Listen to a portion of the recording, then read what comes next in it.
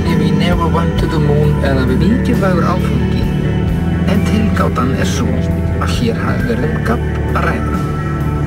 Kaysing setur fram 4 vafaatriði máli sínu til stuðnings. Fyrst og fremst telur hann að ljósmyndir sem sýna Armstrong og Buzz Aldrin og þær gætu hafa verið teknar á Íslandi, þar sem þeir og fleiri geimfarar æfðu sig fyrir geimflugið hér.